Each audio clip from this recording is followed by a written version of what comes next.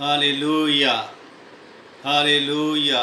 सब मेरे साथ कहें हालेलुया और प्रभु में आनंदित हों।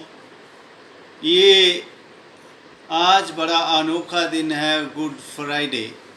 सारे जगत के अंदर जब भी किसी की मृत्यु होती है तो शोक मनाया जाता है, उसे बुरा दिन कहा जाता है, शोक के दिन कहा जाता है।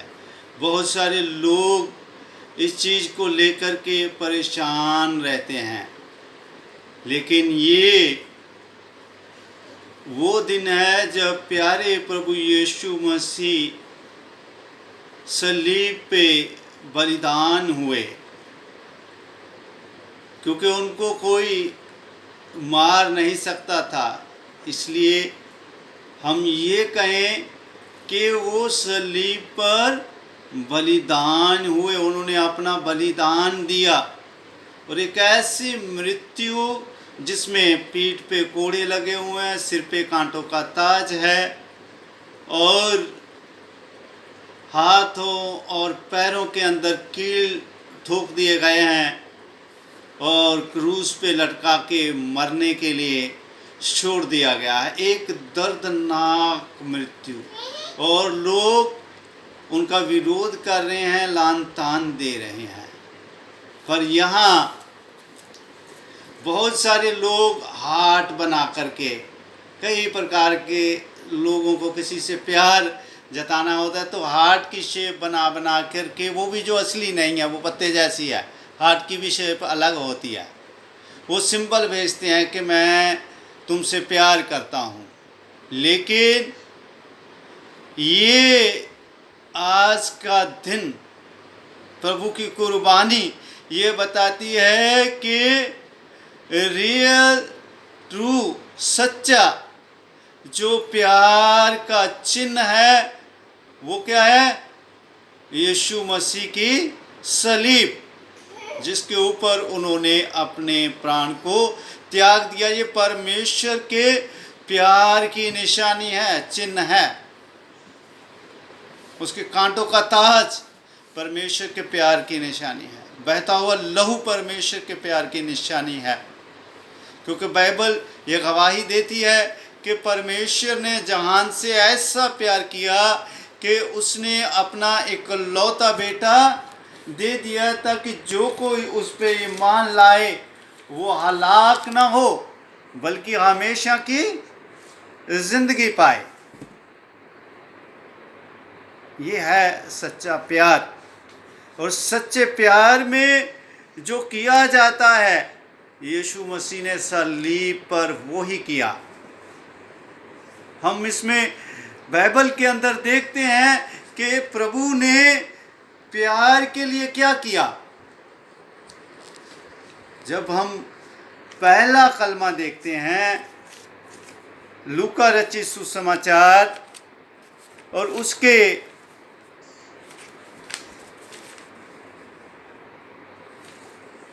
लूकस रचित सुसमाचार के 23 अध्याय के अंदर 34 आयत में सताए हुए प्रभु यीशु मसीह ने, जिनके हाथों पे पैरों पे कील ठोके गए हैं, क्रूस पे लटकाए हुए हैं, और लोग इतने पे भी शांत नहीं है, उन्हें पत्थर मारने की नौबत आ रही है, सारा विरोध कर रहे हैं, इसे मार दो चिल्ला रहे हैं। उन लोगों के ऊपर प्रभु दया खा के क्या कह रहे हैं कि हे पिता इन्हें माफ़ करना, क्योंकि ये नहीं जानते कि ये क्या करते हैं। ऐसे ही सलीब प्यार का चिन्ह नहीं है, उद्धार का चिन्ह नहीं है, जीवन का चिन्ह नहीं है, मुक्ति का चिन्ह नहीं है। उसी सलीब पे प्रभु अपने प्यार को प्रकट करते हैं। जिन्होंने टांग दिया, जिन्होंने कांटों का ताज पहना दिया, मुंह पे थूक दिया, उनके लिए प्रार्थना कर रहे हैं कि हे पिता इन्हें माफ़ करना, क्योंकि ये नहीं जानते। ये प्यार की पहली वाणी है, परमेश्वर के प्यार की। जीवन मांग लिया परमेश्वर से, और जब हम परमेश्वर के प्यार को देखते हैं तो उसका प्यार जो है, आज के ज़माने में हर व्यक्ति गुनहगार है, लेकिन किसी ना किसी का गुनाह अगर प्रकट हो जाए, सारा मीडिया, सारे लोग, ये वो, है ना। आजकल हम एक पादरी साहब के लिए देख रहे हैं, सारे लोग लगे हुए हैं उनका विरोध करने में, सब विरोध करने में लगे हुए हैं कि जैसे उसे मार ही देना चाहिए। पर यहाँ प्रभु यीशु मसीह, जब हम दूसरे कलमे में देखते हैं, इसको हम बाइबल में देख सकते हैं, जिनको बाइबल का ज्ञान है वो इसको देखें, वो भी, और जिनको बाइबल के विषय में पता नहीं है वो भी गूगल पे, जहाँ और बहुत सारे अब मीडिया के साधन आ गए हैं, उस पर देख सकते हैं। बाइबल के अंदर लूका रचित सुसमाचार 23वां अध्याय और उसकी जो 43 आयत है, उसके अंदर प्रभु का अनोखा प्यार, उसका सब्र, और वो कारण जिसके कारण सारे गुनहगार जो हैं आराधना कर सकते हैं, सारे गुनहगार धार्मिक होने का आशा लगा सकते हैं कि मैं भी धार्मिक व्यक्ति बना सकता हूँ। यहाँ क्या है नज़ारा कि यीशु मसीह के एक तरफ एक डाकू है, दूसरी तरफ दूसरा डाकू है, और दोनों डाकू जो हैं यीशु मसीह के आसपास हैं, सलीब पे लटके हुए हैं।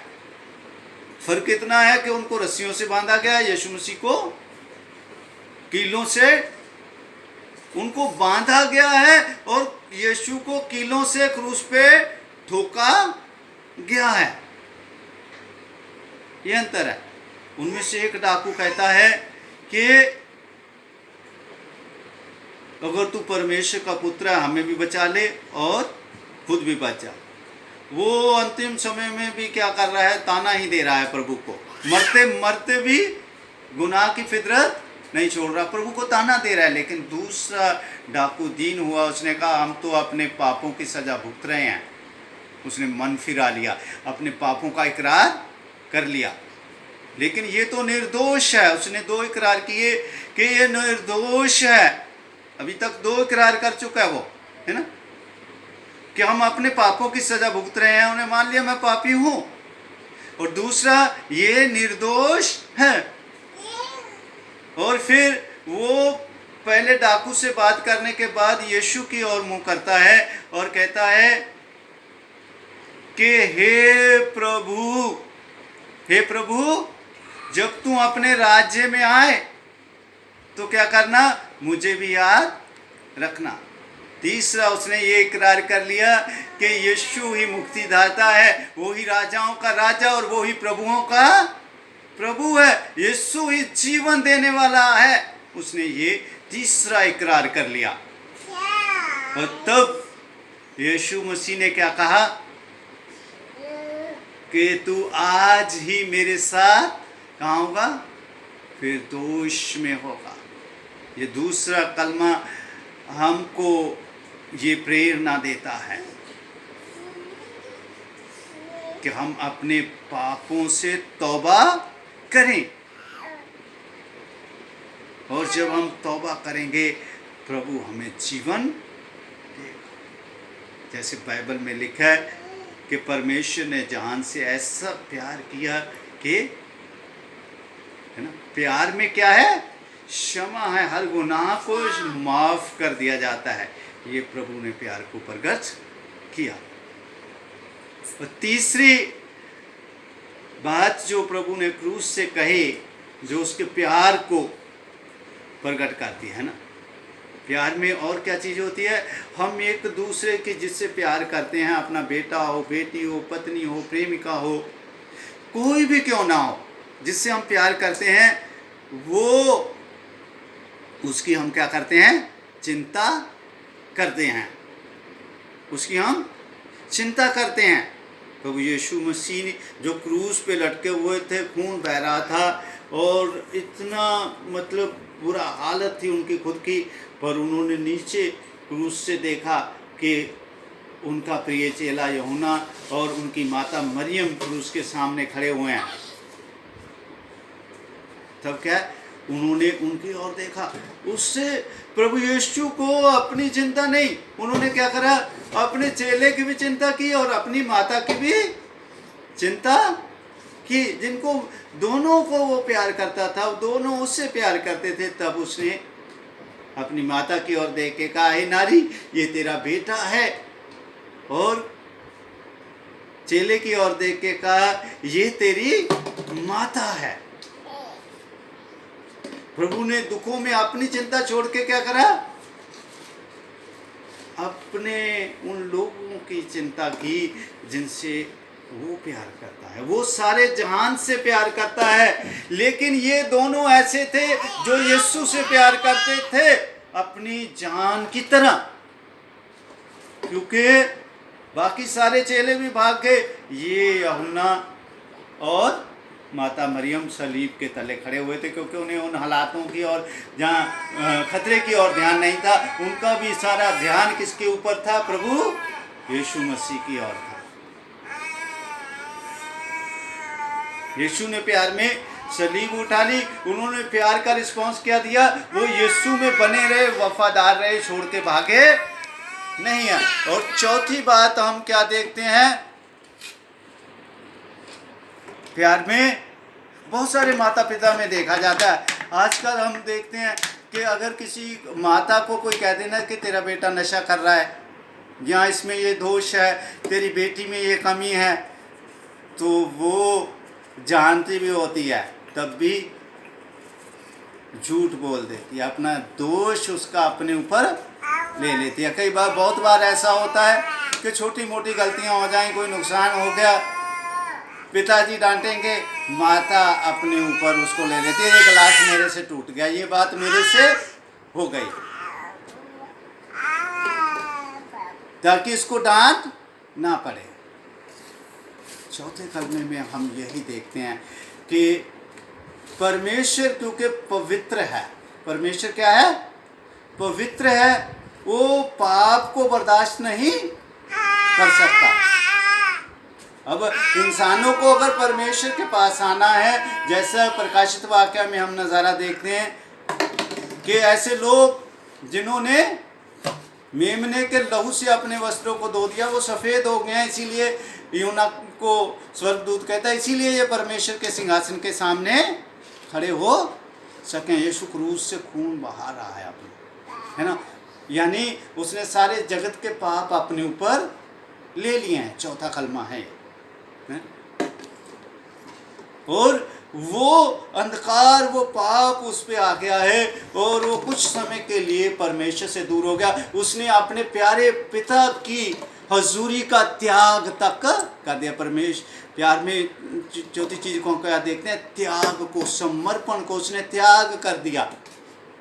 और उस दुख में क्या कहता है अपने पिता से, पहली बार जब वो दूर हो रहा है कि हे मेरे परमेश्वर, हे मेरे परमेश्वर, तूने मुझे क्यों छोड़ दिया। एक दर्द है लेकिन उसको सह लिया, उसने मना नहीं करा कि बस, उसने कहा मैं ये भी दर्द को बर्दाश्त करूँगा। ये हमें इनकरेज करता है ना, समर्पण करने के लिए, त्याग करने के लिए, है ना। हमें तो बस बुराइयों का ही त्याग करना है, हर एक बुरी चीज का, शैतानी बातों का त्याग करना है। और चौथा कलमा जो हमें त्याग सिखाता है और उसके आगे क्या है, प्रभु की तरफ है अपने पिता से अलग होने की, और उसकी एक प्यास है अपने पिता के प्रति, उसके वचन के प्रति, उसकी हजूरी के प्रति, उसको जाहिर करते हैं। वो यीशु जो कहता है मैं जीवन का जल हूँ, अपने पिता से जब दूर होने की बात करता है तो साथ ही ये भी कहता है कि मैं क्या हूँ, प्यासा हूँ, है ना। वो अपने पिता की हजूरी को चाहता है और उसके पिता की हजूरी किन में है, हमारे उस पिता ने अपनी आत्मा हमें सौंपी है ना। उस आत्मा को इकट्ठा करना चाहता है, हमारी आत्माओं को बचाना चाहता है। वो जीवन का जल है, उस जल का प्यासा नहीं है, लेकिन हमारी रूहों का प्यासा है। वो हमें चाहता है कि हम भी परमेश्वर की हजूरी में रहें। वो हमें एक करना चाहता है परमेश्वर, है ना। मिलाप की बात, ये प्यार को दर्शाता है। छठी बात क्या है, जिससे हम प्यार करते हैं ना, उसकी इज्जत करते हैं, उसको अधिकार देते हैं अपने ऊपर, उसके हुक्म को मानते हैं, उसकी बात को मानते हैं, है ना। बाइबल के अंदर भविष्यवाणियां हैं कि ऐसे ऐसे प्रभु को दुख उठाने पड़ेंगे और प्रभु क्रूस के ऊपर से छठी वाणी जो बोलते हैं वो कहते हैं कि पूरा हुआ, पूरा हुआ। प्रभु दुख उठाए जा रहा है और परमेश्वर की वाणियों को पूरा कर रहा है ना। हम भी किसी से प्यार करते हैं ना, कोई सूटी मांग ले, है ना, हमारा बच्चा साइकिल मांग ले, मोटरसाइकिल मांग ले, यहाँ तक गाड़ी मांग ले, जो जो हमारी हैसियत है उसके हिसाब से हम उसे ज़रूर लेके देते हैं, है ना। हमारे माता पिता, है ना, उनके लिए हम सब कुछ करते हैं। प्रभु अपने पिता से प्यार करता है और उसने ये कहा था गतसमनी बाग में कि अगर हो सके तो ये प्याला मुझसे टल जाए, लेकिन मेरी नहीं तेरी इच्छा पूरी हो। यहाँ वो छठे कलमे में उसकी इच्छा को पूरी कर रहा है। उसने दुख उठाए, सलीब पे चढ़ गया, खून बहा दिया, उसकी हजूरी से कुछ समय के लिए अलग होना पड़ा और वो प्यासा है, तड़प है, दर्द है और उस सारी चीज़ों को जाहिर कर रहा है। एक जैसे हम राहत की सांस लेते हैं ना, प्रभु विजेता की तरह कह रहा, पूरा क्या है, पूरा हुआ। और फिर क्या है, हम कहते हैं ना कि हम एक हैं, है ना, एक तन एक मन है, जैसे एक जान है हम। इस सब बातें पूरी करके प्रभु जो परमेश्वर का पूरा करता है ना। बाइबल के अंदर एक चीज़ है, बाइबल में लिखा है कि प्रभु यीशु मसीह अपने पिता के यानी परमेश्वर के वफादार रहे, यहाँ तक कि क्रूस की मृत्यु तक वफादार रहे। उस वफादारी की ओर वो बढ़ गया, है ना। उसने सब पूरा किया और पूरा करके पवित्रता के साथ क्या है, कलीसिया को, मसीह की देह को धो करके, हमारे पापों को धो करके क्या कहता है, हे पिता मैं अपनी आत्मा तेरे हाथों में सौंपता हूँ। और बाइबल में लिखा है, ये कह कर के उसने ऊंचे स्वर्ग से अपने प्राण को क्या करा, त्याग दिया, परमेश्वर के हाथों में सौंप दिया, है ना, परमेश्वर के हाथों में सौंप दिया। आज ये प्रभु के पीछे यीशु मार्ग है ना, उस मार्ग पे चलने का समय है कि हम भी परमेश्वर की इच्छा को पूरी करें, समर्पण करें, क्षमा करें, लोगों को इनक्रेज करें, मार्ग बने, चिंता करें, सारे संसार के गुनहगारों की चिंता, सोने का अंडा देने वाली मुर्गी की चिंता नहीं, गुनहगारों की चिंता के इनका क्या होगा। उनके लिए प्रार्थना में जाएं, समर्पण करें, मसीह के साथ उसको फॉलो करें, क्रूस उठाने में, दुख उठाने में, गवाहियां देने में, वचन पढ़ने में, वचन प्रचार करने में, प्रार्थनाओं में घुटने टेकने में, अपने गुनाहों का अंगीकार करने में प्रभु हमें अंधकार से निकालेगा। क्योंकि यहाँ से वो रास्ता आज हमारे लिए तैयार किया गया है जहाँ हमें जाना है कि हम भी अपने आप को मसीह के नाम में पापों से दूर रखें, क्योंकि आज उसने अपने लहू से हमें धो दिया है। मेमने का लहू हमारे ऊपर लगाया गया है कि मौत का फरिश्ता जब आए तो जहां जहां मेमने का लहू लगा वहां वहां वो प्रवेश नहीं करेगा, क्योंकि अब जो मसीह में है वो नवी सृष्टि है। हम यीशु के पीछे चलें, उसके पीछे हो लें, क्योंकि लिखा है कि जो मसीह के पीछे चलेगा, अपने आप को मसीह के साथ में मार डालेगा, वो परमेश्वर जिसने यीशु मसीह को मरे हुए में से जलाया, हमें हमारी मरना ही देह को भी जलाएगा, अवधि जिंदगी देगा। उसके प्यार के बदले में हम ईमान लेके क्या करें? ईमान लेके आए। परमेश्वर ने जहान से, है ना, मैं और आप, मेरे साथ आप सब भी कहिए, परमेश्वर ने मुझसे, मेरे परिवार से, मेरे शहर से, मेरे देश से, इस संसार से ऐसा प्यार किया कि अपना इकलौता बेटा दे दिया, ताकि मैं, मेरा परिवार, मेरा शहर, मेरा देश, मेरा संसार जीवन पाए और बहुत आज से पाए, खुशहाली का पाए। यीशु हमारे परिवार में, हमारे जीवन में, इस संसार में खुशहाली लेके आएगा, क्योंकि उसने हमारे पापों के लिए अपना खून बहाया है। उसकी तासीर से हम अच्छे हो जाएंगे।